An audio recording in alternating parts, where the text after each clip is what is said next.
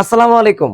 দাখিল 2026 শিক্ষার্থীবৃন্দ, আজকে তোমাদের দিব বাংলা প্রথম পত্রের শতভাগ গোছানো একটি সাজেশন, যেখান থেকে তুমি ইনশাআল্লাহ শতভাগ কমন পাবে।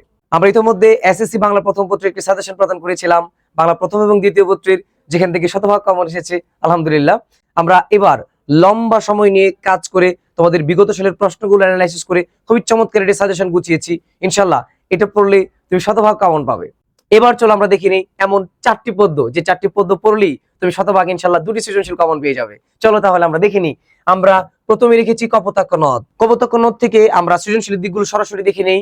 এক নম্বরে আমরা সৃজনশীল দিক রেখেছি স্মৃতিকাতরতার অন্তরালে কবির স্বদেশ প্রেমের দিকটি। এটি কবিতার অন্যতম গুরুত্বপূর্ণ দিক। স্মৃতিকাতরতার অন্তরালে, স্মৃতিকাতরতার অন্তরালে কবির স্বদেশ প্রেমের দিকটি। স্মৃতিকাতরতার অন্তরালে যদি আসে তাহলে তুমি কোন বিষয়টি লিখবে? কবিতার মধ্যে আমরা স্মৃতিকাতরতার অন্তরালে স্বদেশ প্রেম কোথায় দেখতে পাই? কবি যখন দেশ ছেড়ে বিদেশে চলে গিয়েছেন, সেখানে একটা ঘটনাক্রমে তিনি চলে গিয়েছিলেন, সেখানে গিয়ে তিনি আসলে স্মৃতিতে হারাচ্ছিলেন তার সেই নদীটার প্রতি। তিনি বলছিলেন, সতত হে নদ তুমি পরমোর মনে। এখানে স্মৃতিকাতরতা রয়েছে, বুঝতে পারছো আশা করি। স্মৃতিকাতরতার অন্তরালে দেশপ্রেমটা কোথায়? দেখো আমরা আসলে কোনটার প্রতি মনে করি, কোন বিষয়টা আমাদের হৃদয়ে দাগ কেটে যায়, যেটাকে আমরা ভালোবাসি। আসলে কবি ওই নদীটাকে, অর্থাৎ এই দেশকে তিনি অনেক বেশি ভালোবাসেন। সেই ভালোবাসাটা আসলে আড়ালে পড়ে আছে, কিন্তু স্মৃতিতে তিনি মনে করছেন সেই নদীটার কথা। তার মানে এখানে স্মৃতিকাতরতার আড়ালে কি প্রকাশ পাচ্ছে? দেশপ্রেম। আশা করি তোমরা বুঝতে পারছো। উদ্দীপকে যদি এরকম কোন একটা দেখায় তিনি প্রবাসে চলে গিয়েছিলেন, সেখান থেকে তিনি ফিরে আসতে যাচ্ছেন, কিংবা তিনি কোথাও বাইরে থেকে অনেক দূরে থাকেন, আবার তিনি দেশে ফিরে আসতে যাচ্ছেন, তাহলে কি হবে? ওই স্মৃতিকাতরতার অন্তরালে স্বদেশ প্রেমের দিকটি আমরা লিখবো। এন্ড দেন স্মৃতিকাতরতার দিকটি, এই কবিতার মূল বিষয় এখানে একটা হচ্ছে তোমার স্মৃতিকাতরতা, আরেকটা হচ্ছে স্বদেশ প্রেম। এবার দুটি আলাদা আলাদাও থাকে, যে একটিতে থাকে স্মৃতিকাতরতার দিকটি এরকম দেখা, শুধু স্মৃতিকাতরতা থাকে, আরেকটিতে দেশপ্রেম থাকে। আমরা স্মৃতিকাতরতার দিকটি হলে কি দেখবো? স্মৃতিকাতরতার দিকটি শুরুর লাইনে আমরা ইতিমধ্যে বলে ফেলছি, উদ্দীপকে দেখায় যে ওই জায়গায় ফিরে যাওয়ার একটা ঘটনা, মানে শুধু ফিরে যেতে চাই, এখানে দেশপ্রেম নাই। বুঝতে পারছো? তখন বলবো উদ্দীপকের বিষয়টি কপোতাক্ষ নদ কবিতার স্মৃতিকাতরতার দিকটি প্রতিফলিত। আশা করি বুঝতে পারছো। এবার দেখো তোমরা জন্মভূমি নদীর প্রতি ব্যাকুলতার দিকটি, এটি আমরা কবিতায় দেখতে পাই। তোমার কবি বলছেন, বহু দেশে দেখিয়াছি বহু নদ দলে, কিন্তু স্নেহের তৃষ্ণা মিটে কার জলে। কবি পৃথিবীতে অনেক নদী দেখেছেন, কিন্তু তার এই নিজের নদীটা, যেখানে কবি বেড়ে উঠেছেন, যেখানে তার কৈশোর কেটেছে, যেখানে তার শৈশব কেটেছে, সেই নদীটার প্রতি তীব্র ব্যাকুলতা। সেই কপোতাক্ষের নদের পানি ছাড়া পৃথিবীর কোনো পানি, কোনো জলেই তার তৃষ্ণা নিবারণ করতে পারে না। এখানে কবির জন্মভূমির নদীর প্রতি ব্যাকুলতার দিকটি প্রতিফলিত। আশা করি তোমরা এটি লিখতে পারবে। এন্ড দেন প্রবাস জীবনেও স্বদেশের প্রতি তীব্র অনুরাগ। কবি কোথায় ছিলেন? কিছু আছে ননসেন্স কোথাকার, যারা বিদেশে চলে গেলে দেশের কথা মনে থাকে না, কিন্তু অনেক মানুষ আছে যারা প্রবাসে গেলেও মনটা আসলে সবসময় দেশে পড়ে থাকে। সেই তোমার হচ্ছে এরকম একটি উদ্দীপক দেখিয়ে বলবে, তখন তুমি বলবা প্রবাস জীবনেও স্বদেশের প্রতি তীব্র অনুরাগের দিকটি প্রতিফলিত। আশা করি তোমরা কপোতাক্ষ নদ থেকে প্রশ্ন আসলে অবশ্যই পারবে। এবার আমরা দ্বিতীয়টি দেখে নেই। আমরা 2 নম্বরে রেখেছি ওমর ফারুক। এবছর ওমর ফারুক তোমাদের জন্য অনেক বেশি গুরুত্বপূর্ণ। আশা করি এবছর ওমর ফারুক থেকে আসবেই আসবে। চলো আমরা ওমর ফারুক থেকে সৃজনশীল গুরুত্বপূর্ণ দিকগুলো দেখে নেই। 1 নম্বরে আমরা রেখেছি হযরত ওমর রাদিয়াল্লাহু তাআলা আনহুর সাম্যবাদী মানসিকতার দিকটি। কবিতায় আমরা কোন জায়গাটিতে ওই সাম্যবাদী মানসিকতা দেখতে পাই? কবিতার মধ্যে তোমরা দেখতে পাবে ওমর ফারুক রাদিয়াল্লাহু তাআলা আনহু ফিলিস্তিন অর্থাৎ জেরুজালেম যাচ্ছেন, তার সাথে একজন বৃত্ত ছিল। সেই বৃত্তকে মরুভূমির মধ্যে যাওয়ার পথে একটি মাত্র উট ছিল তার। সেই উটটি নিয়ে তিনি যখন যাচ্ছিলেন, মধ্যপথে তিনি নিজে উত্তপ্ত বালুতে নেমে যান এবং তার সেই চাকরকে অর্থাৎ বৃত্তকে উপরে তুলে বসান। তিনি একজন বাদশাহ হয়ে একজন চাকরকেও সমান অধিকার দেন, যেখানে সাম্যবাদী মানসিকতার দিকটি প্রতিফলিত। আশা করি তোমরা লিখতে পারবে। এবার দেখো আমরা দ্বিতীয় দিকটি দেখি, ওমর রাদিয়াল্লাহু তাআলার মানবীয় গুণাবলীর দিকটি। বেশ কয়েকটি বিষয়ে মানবীয় গুণাবলী দেখতে পাই। একটু আগে সাম্যবাদী যে কথাটি বলছি, এটি তার মানবীয় গুণাবলী, কিংবা মানব প্রেমের যে বিষয়টি, এটি তার মানবীয় গুণাবলী, কিংবা ন্যায় শাসনের যে বিষয়টি, আমরা এগুলো দেখবো পরে, এগুলো মানবীয় গুণাবলী। তার মানে অনেকগুলো বিষয়ে মানবীয় গুণাবলী থাকতে পারে। আমরা তৃতীয় নম্বরটি দেখি, হযরত ওমর রাদিয়াল্লাহু তাআলা আনহুর অনাড়ম্বর জীবনযাপনের দিকটি। অনাড়ম্বর শব্দটি অনেকে বুঝো না, কিন্তু এই শব্দের ব্যবহার করতে পারলে অনেক ভালো। অনাড়ম্বর মানে সহজ সরল জীবন। অনাড়ম্বর মানে কি? সহজ সরল জীবন। ওমর ফারুক রাদিয়াল্লাহু তাআলার সহজ সরল জীবনের দিকটি আমরা কবিতায় কোথায় দেখতে পাই? তিনি অর্ধজাহানের বাদশা হয়েও কোথায় জীবনযাপন করেছেন? খেজুর পাতার প্রাসাদে। অর্ধ পৃথিবী করেছো শাসন, ধোলার তখতে বসি, খেজুর পাতার প্রাসাদ তোমার বারে বারে গেছে খুশি, সায়মুম ঝরে। তার মানে তিনি অর্ধেক জাহানের বাদশাহ হয়েও খেজুর পাতার ঘরে ছিলেন।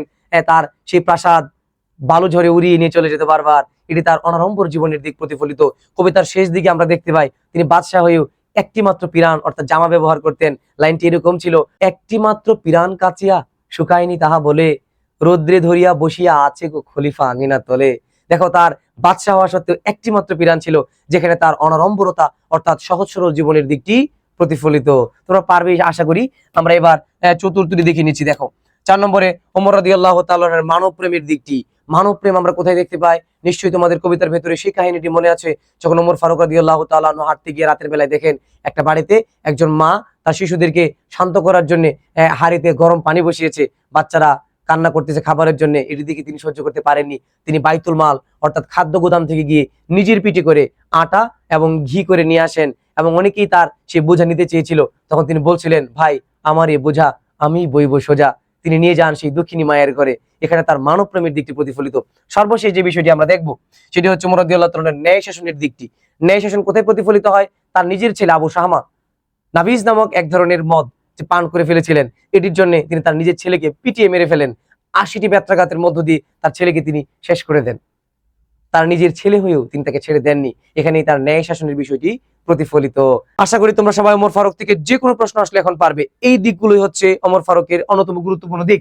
এবার আমরা দেখবো হচ্ছে তোমার সেই দিন এই মাঠ। তোমাদের জন্য সেই দিন এই মাঠ অনেক বেশি গুরুত্বপূর্ণ। সেই দিন এই মাঠ থেকে সৃজনশীল গুরুত্বপূর্ণ দিকগুলো দেখে নিয়ে চলো।